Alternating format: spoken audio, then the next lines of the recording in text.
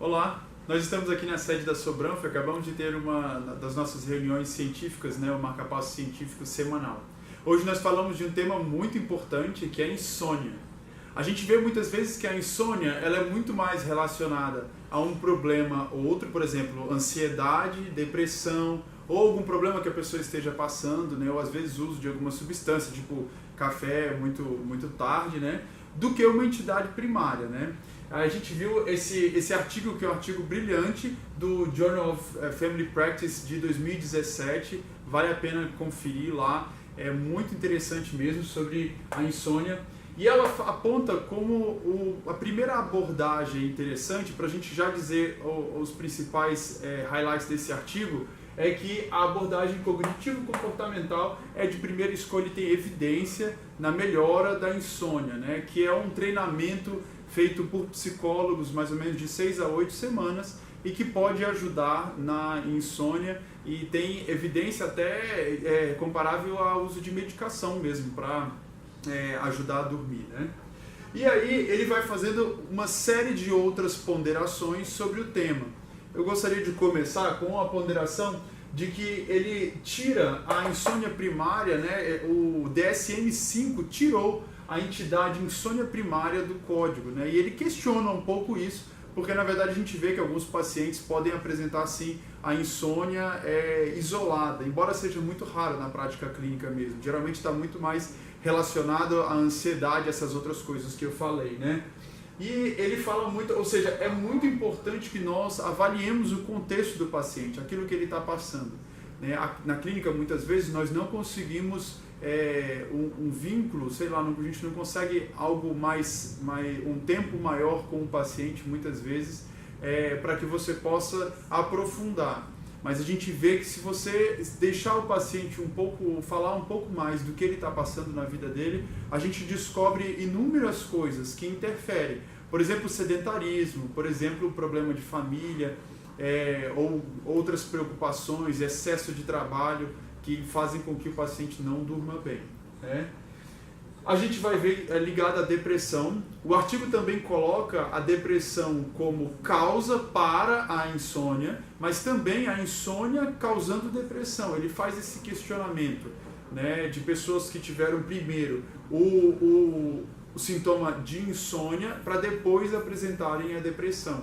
Então, dormir bem é de fato um fator importantíssimo, não só para uma boa saúde mental, mas também para a longevidade como um todo. E ele coloca isso também, Ele coloca também algo interessante que é o sleep log, ou o diário do sono, que a gente faz, o paciente é instruído a marcar o horário que vai dormir, que vai se deitar e o horário que dormiu na noite anterior, mais ou menos, o horário que ele vê mais ou menos que ele dormiu. Uso de medicações, uso de substâncias, exercício físico, é um contexto interessante e que a casa ponderou no sentido muito mais de tornar o paciente consciente dos hábitos dele. Eu fico no celular e no WhatsApp imediatamente antes de dormir e eu quero dormir logo depois, isso a gente sabe que vai prejudicar. A luz das telas faz com que realmente a gente tenha um sono mais perturbado, O nosso cérebro interpreta isso como talvez luz do dia ainda, enfim, certo?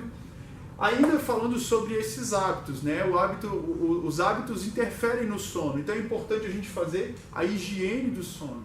E aí tem, no próprio artigo, mostra uma série de lembretes que você pode até dar para o paciente, para que ele mesmo possa olhar no dia a dia dele e fazer isso de limpar o sono. Como procurar um lugar silencioso, não usar a cama para outras coisas, senão para dormir mesmo, nada de ficar vendo TV na cama, estudando na cama, lendo. Também fala de uma série de outras coisas, como não usar coisas de cafeína durante o dia para não perturbar o sono.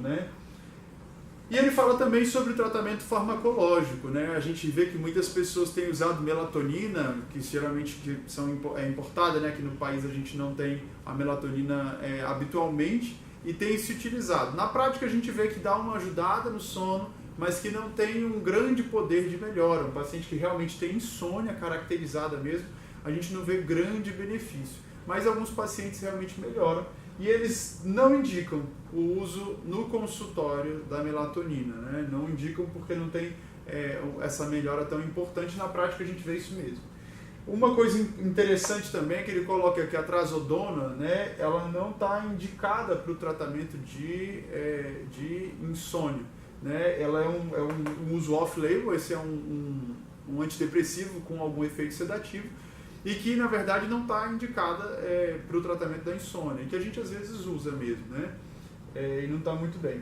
E ele fala que o principal utilizado mesmo é o Zolpidem, a gente vê isso na prática, é muito bem tolerado pelos pacientes de modo geral, instrui um pouco de prudência ao uso do benzodiazepínico, mas considera ele como uma possibilidade de uso também. Recomenda que o uso crônico seja feito com acompanhamento do paciente, né? E que não seja um uso que seja motivado, por exemplo, por outras coisas. O paciente que tem depressão e insônia, ele tem que ter a depressão dele tratada. Não adianta só tratar a insônia dele. Mas também é verdade que um paciente que tem depressão e não dorme bem, ele dificilmente vai melhorar dessa depressão. Então a gente tem que tratar as duas coisas, né? Ajudar o paciente nesse sentido, né? Então esse foi o artigo sobre insônia.